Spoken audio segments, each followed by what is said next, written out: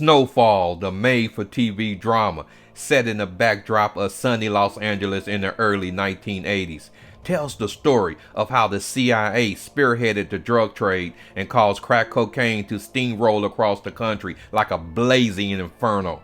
In reality, this gritty but action-packed series, which airs every Wednesday night, is based upon true accounts and an actual individual better known as OG, Free Ray Rick Ross. This TV series is laced and littered with gameology. The character from this TV drama, which will be the focus and the center for our subject matter for this episode on power and how to properly use a alpha mindset, goes by the name of Leon. He is the right-hand man to the protagonist and the star of this show, which is referred to as Franklin. In this example I'm about to show you, Leon shares a alpha strategy and a power move to deal with some adversity that the star of this show have haphazardly gotten himself into within the LA County Jail. I've been where you at, but you gotta keep fighting, you hear me? Yeah, man, of course. Cause this shit ain't your fault. Man, stop. When you leave here, go back in that dorm, grab the first nigga you see and beat the fuck out that nigga till they grab you off of that nigga. You hear me? But there's a cautionary tale that needs to be properly understood and comprehended if you ever going to will and utilize this formidable force known as the alpha male mindset and the power dynamic. So let's jump into it.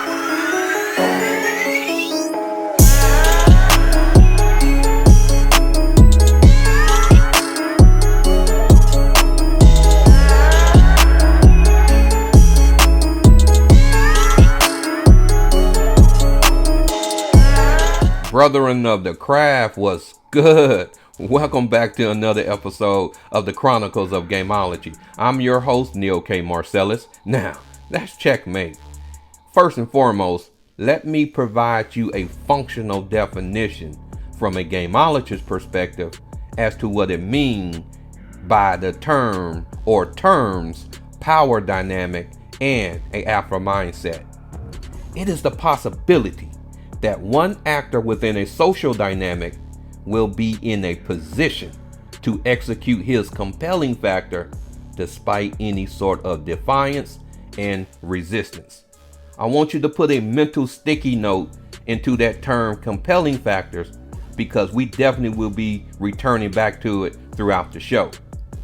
As you already should be expecting, what's going to kick off this discussion of this topic is going to be a plunge into the mysteries of the game of chess and how it sheds light into the game of life and the philosophy of gameology.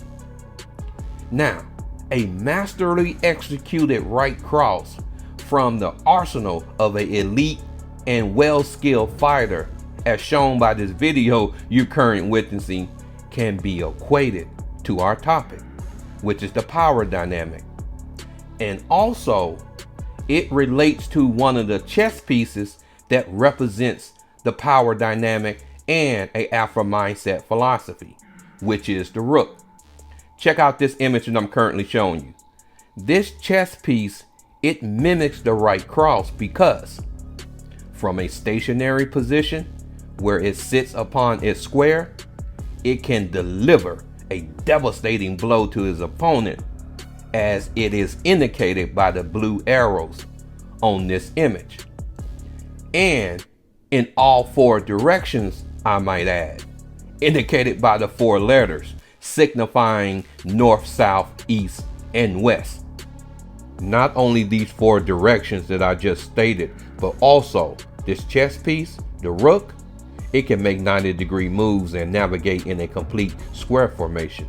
But what's crucial to our discussion on the power dynamic and the alpha mindset is this concept dealing with the 90-degree angle and the number 4, because I'm about to share with you an insight and a revelation from a gameologist's perspective about power and the way it really works that 9 times out of 10 you have never heard before. Power and the payoff from its results, which is the application of its principle, it takes place at a 90-degree angle from an initial course of action. So peep game. Check out this image that I'm currently showing you. Like I just stated, I'm going to provide an explanation from a gameologist perspective on how power works that 9 times out of 10 you have never heard before. Based upon this image, you state your objective at point A, which is your compelling factor, which I mentioned earlier within this video, which gives you a clear vision of the outcome at point B. And the catalyst, which makes all of this possible, is point X, which then delivers your intended outcome and manifests what you intended at point C. This catalyst that I just got through mentioning, think of it as a pathway, as a structure, which provides your intended outcome a place in order to manifest, which in turn, it repackages and uses the pushback that normally occurs at resistance when trying to accomplish something upon the chessboard of life, which then makes your intended outcome manifest more quickly and more efficiently. You see, it's all about being a thorough chess player, because a thorough chess player understands that the power dynamic is built up by cultivating 4 kinds of indispensable forms of capital. And we will get to these 4 forms of capital here in a moment. But this capital that I'm currently speaking of is that catalyst, which produces that 90-degree angle, which manifests your intended outcome.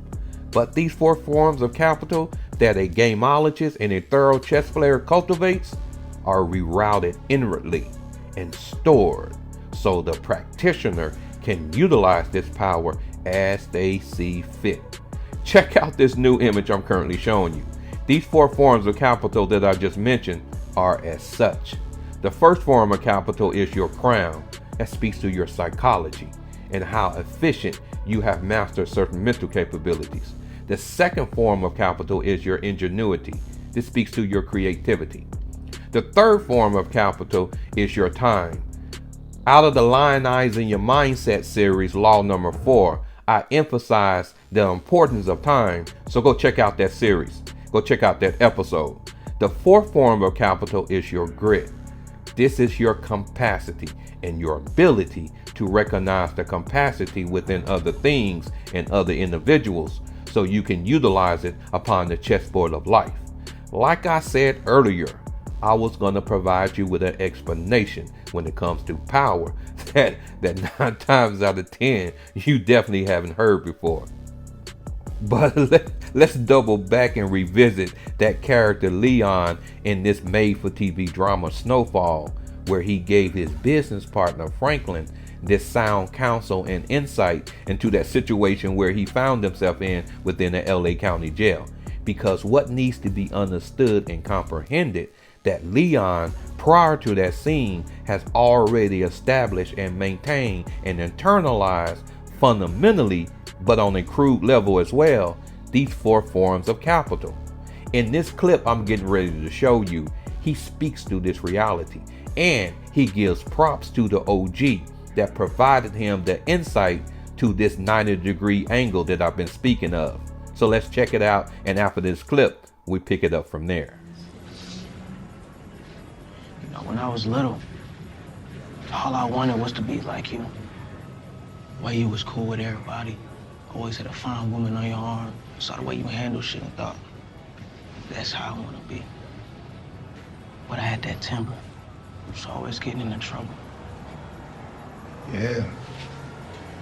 Raging, lawless Leon. Couldn't tell you shit. Never thought you'd make it out of Wayside. And I wouldn't have had it been for you hooking me up with them Western Tribe brothers. That's right, because I treated you like fucking family. I know, and I ain't gonna ever forget that. So let me help you with yours.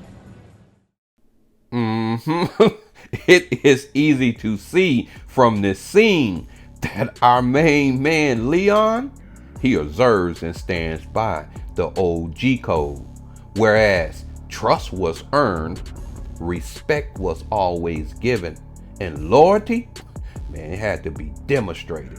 Violation of any of these 3 I just mentioned, trust, respect, and loyalty, is to basically lose all three. And oh, before I forget, make sure you hit that like and subscribe button. It would definitely do me a solid. So, let me re-emphasize and hammer home this point that the power dynamic, it manifests and produces its effects and outcomes at 90-degree angles from an initial course of action. And this initial course of action is your compelling factor. Think of this as your intent. And also, it needs to be properly fortified and strengthened so it can properly be utilized upon the chessboard of life. And this is a whole nother show within itself.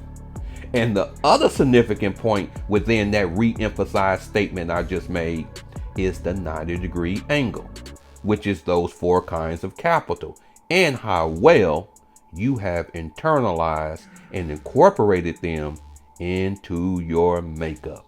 Because when this is done properly, a practitioner of gameology and a highly skilled chess player demonstrates this know-how through 4 kinds of avenues and expressions. So the power dynamic and the alpha male mindset, it struts and displays its prowess through these 4 categories. Check out this image that I'm currently showing you.